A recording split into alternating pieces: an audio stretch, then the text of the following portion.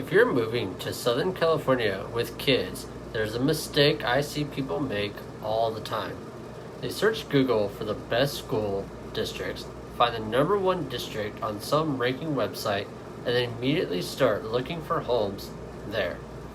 But that could cost you hundreds of thousands or even millions of dollars. Because the best ranked school district in Southern California is not necessarily the best place for your family to buy a house. And sometimes moving only a few streets can completely change the school your child is assigned to. So today, I'm going to map out some of Southern California's strongest school districts, show you what homes actually cost in those areas, and then give you 3 regions that I think provide one of the best combinations of schools, housing availability, and lifestyle. And make sure you stay until the very end, because one of those areas costs roughly half what you would expect to pay in some Southern California schools, prestigious school districts. First, what does best school district actually mean? Before we start throwing rankings around, there is something important you need to understand. There isn't one official list of the best school districts in California. Websites like Niche combine academic performance, teachers, college preparation, reviews, and other factors, while the California Department of Education has its own school dashboard, which intentionally looks beyond test scores and gives families information on several measures of school performance. So I would never tell a buyer, this is the best school district, buy here. Instead, rankings should be your starting point. Then you need to look at the individual schools your children would attend, programs offered, graduation data, your child's needs, and critically, the actual attendance boundary for the property.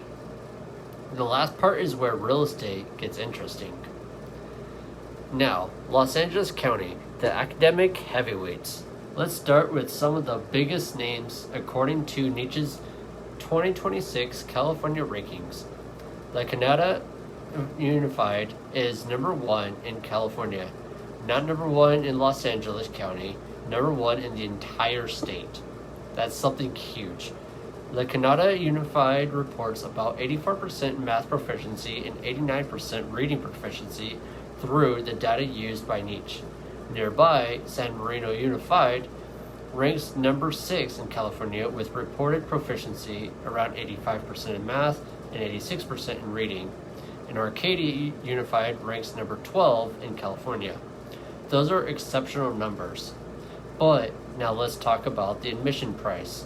And I don't mean tuition. You pay for these public schools through housing. La Canada Flint Ridge's median sale price was roughly $2.5 million in the most recent Redfin data I pulled. San Marino was almost $3 million, and that's the first major lesson in this video. Public school may be free, but access to certain school districts definitely isn't. Now, why school boundaries matter so much. Now this is where school districts and real estate start to overlap in a way that a lot of relocating families don't realize until they're already shopping for homes. You cannot simply say, we want to live in Irvine, or we want to live in Thousand Oaks, or even, we found a zip code with a great school, so let's only search there. Because city boundaries, zip codes, school district boundaries, and individual school attendance boundaries are not necessarily the same thing. And that's a really important distinction. You could have 2 homes that are only a few blocks apart. They could look almost identical. Same numbers bedrooms, same square footage, similar lot size, similar condition. Maybe they're even on opposite sides of the same major street, but one address might lead to one elementary school while the other feeds into a completely different school. And depending on how buyers perceive those 2 schools, that can affect both buyer demand and what people are willing to pay for that house. California actually leaves school attendance boundary decisions largely to the individual school districts and those boundaries can change over time. So there isn't one statewide map that I could tell a family to rely on forever. If a particular school matters to you, the district itself should be your final source for verifying the address. And this isn't just theoretical.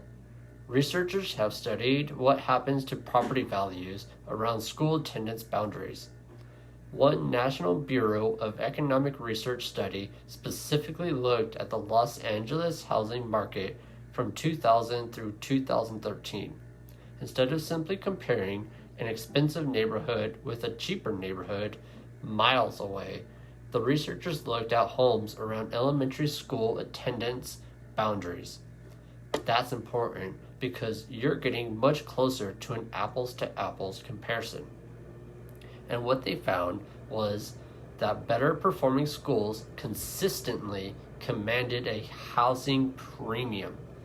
Interestingly, that premium wasn't constant. It actually became more valuable during weaker housing markets. Think about what that means as a homeowner. People aren't only purchasing the bedrooms, bathrooms, kitchen, and backyard. In certain neighborhoods, they're also purchasing access. Access to a particular district, access to a particular neighborhood school, and access to an educational option that another house nearby may not provide.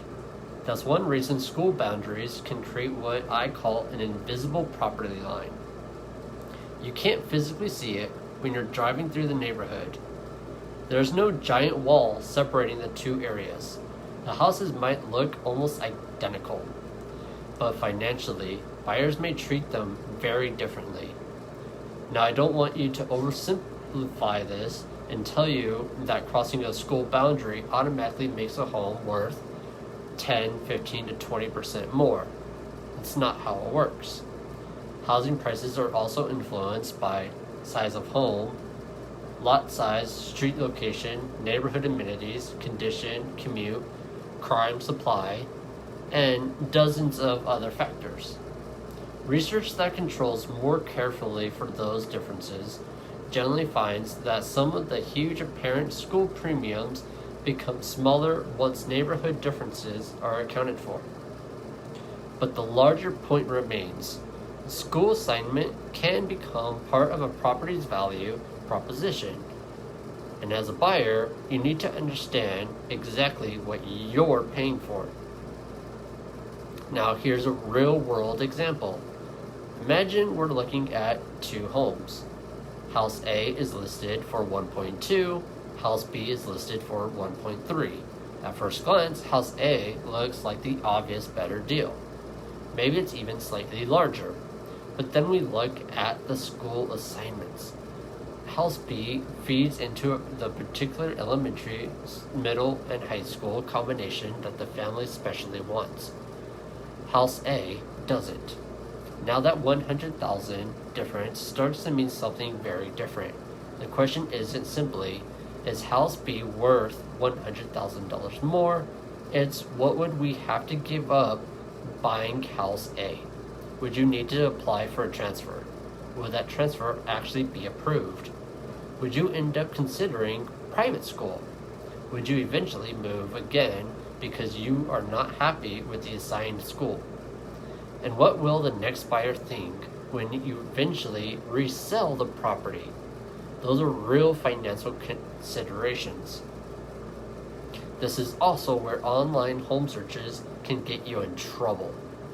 Zillow might show a school, Redfin might show a school, the MLS might display nearby schools. The listing agent might write, located near a highly rated schools, whatever that means. Those are all useful pieces of information, but near a school does not necessarily mean assigned to that school, and that's the distinction I want buyers to remember.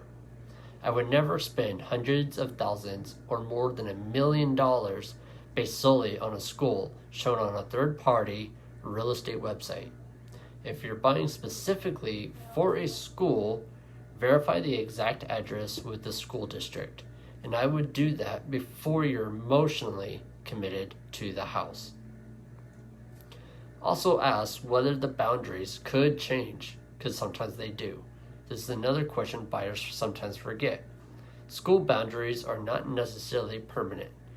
Districts can change attendance areas because of enrollment growth, declining enrollment, new school construction, school closures, overcrowding, or redistribution of students.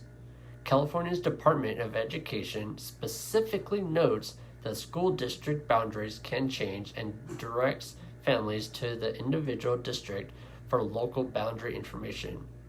So if you're talking to a district, don't only ask, which school does this house attend today?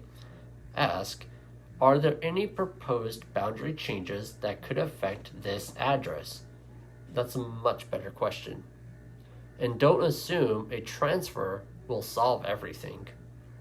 You'll sometimes hear, well, we'll just buy the house and transfer our child into the school we want. Maybe. But I would not build $1 million real estate decision around the assumption that a transfer is guaranteed.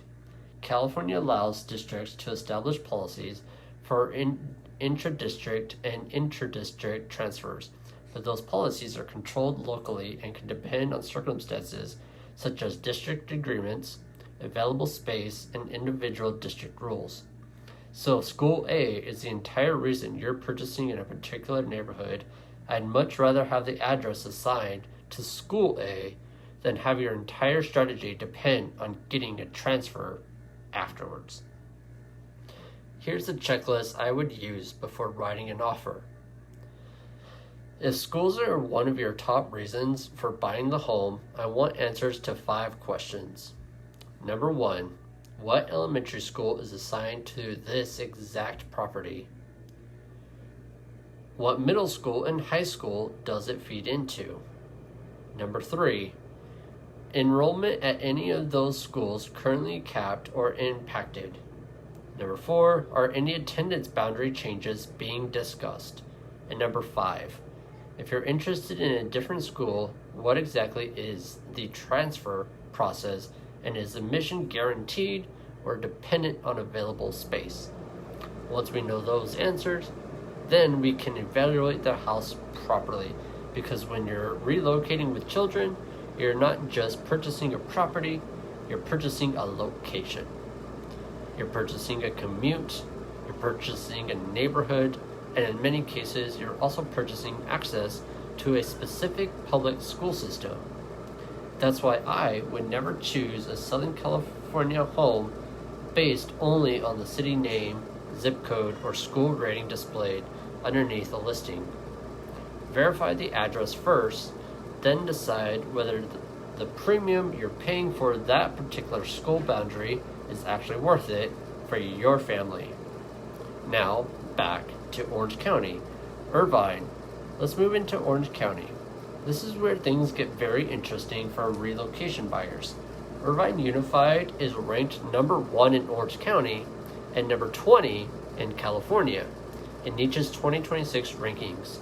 The district reports approximately 71% math proficiency and 75% reading proficiency. But unlike some of the extremely small elite districts around Los Angeles, Irvine is huge. We're talking about roughly 38,000 students and dozens of schools. That gives families many more neighborhoods to consider. You have areas like Turtle Rock, Woodbridge, Northwood, Portola Springs, Great Park, Stonegate, and different housing styles and price points within those communities. However, Irvine is not cheap. The recent median sale price was approximately $1.57 million. And here's another mistake relocation buyers make. They'll say, as long as we're somewhere inside Irvine Unified, we can just choose whichever school we want. Not necessarily. Irvine's own 2026-27 school choice guidelines say students who live within school's attendance boundary receive priority. School choice transfers depend on available space, and schools or individual grades can close to transfers once capacity is reached. So, once again, buy the house based on the school you're actually assigned to, not the school you hope you're going to transfer into. Now, some alternatives. Irvine isn't the only strong option. Los Alamitos Unified is number 27 in California in Niche's 2026 rankings and number 4 in Orange County.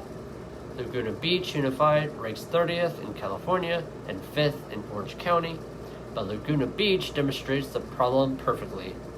Fantastic schools, fantastic location, fantastic lifestyle, and a housing budget that can get fantastic very quickly. So if someone calls me and says, Chris, I want excellent schools, but I don't have a $3 million budget, I'm probably not starting the conversation with San Marino or Laguna Beach. We're going to start looking for the intersection between academics and housing value. And that takes us south. San Diego Dieguito versus Poway, North County, San Diego has one of the most interesting comparisons in Southern California. San Dieguito Union High School District ranks number 3 in California in Niche's 2026 rankings. That's elite territory. It covers grades 7 through 12 and reports roughly 69% math proficiency and 80% reading proficiency. Think Encinitas and surrounding North County communities. But here's the problem. The recent median sale price in Encinitas was around $2.2 million. Now drive inland, Poway Unified ranks number 21 in California and number 2 in San Diego area. It reports around 66% math and 74% reading. And the recent median home price in Poway, about $1.29. That's still expensive. This is Southern California after all, but compare approximately $1.3 million with approximately $2.2 million. You're talking about a tremendous difference in purchasing power while still gaining access to an A+ rated district. And this is exactly why I don't want families blindly chasing the number 1 ranking.